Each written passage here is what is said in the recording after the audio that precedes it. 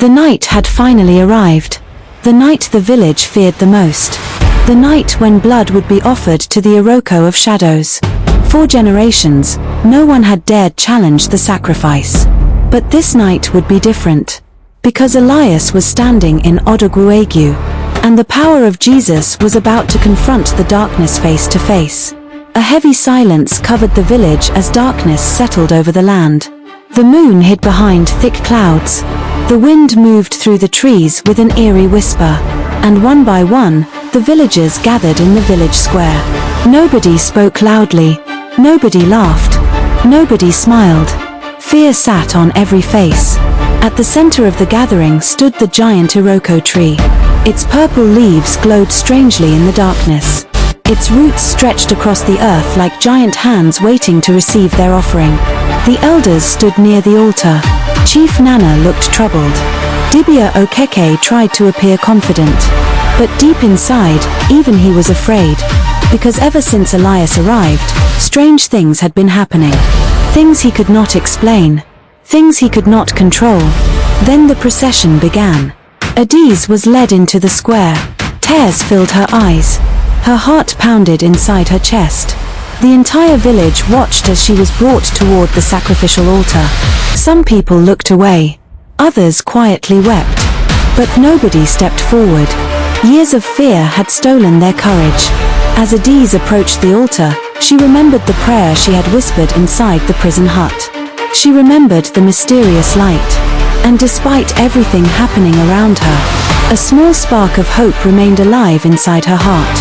Suddenly, a voice broke the silence. "Stop!" The crowd gasped.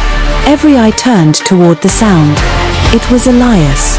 Holding his Bible firmly, he stepped into the center of the square. His face showed no fear. His eyes remained fixed on the altar, and his voice echoed across the village. No more sacrifices. The elders were shocked. The villagers stared in disbelief. Dibia Okeke stepped forward angrily. "You do not understand what you are doing," he shouted. "If we disobey the tree, we will all die." But Elias did not move. Instead, he raised his voice. "The people of this village have lived in fear for too long. The darkness ends tonight." The moment those words left his mouth, the ground began to shake.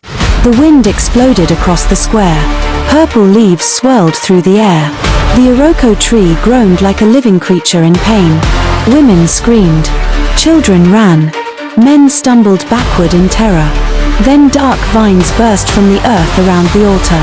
Shadows stretched unnaturally across the ground. And above the tree, black smoke began rising into the sky. The spirit behind the Iroko had awakened completely. Its glowing purple eyes appeared in the darkness. Its presence filled the village with terror. But while everyone else stepped back, Elias stepped forward. He lifted his Bible toward the heavens and began declaring the authority of Jesus Christ. For the first time in generations, the darkness had met someone who was not afraid of it, and the battle for Odogwu-Agu had begun. As Elias continued to pray, a brilliant light suddenly appeared above the village.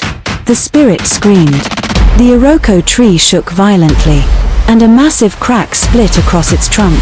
Was the evil tree finally falling?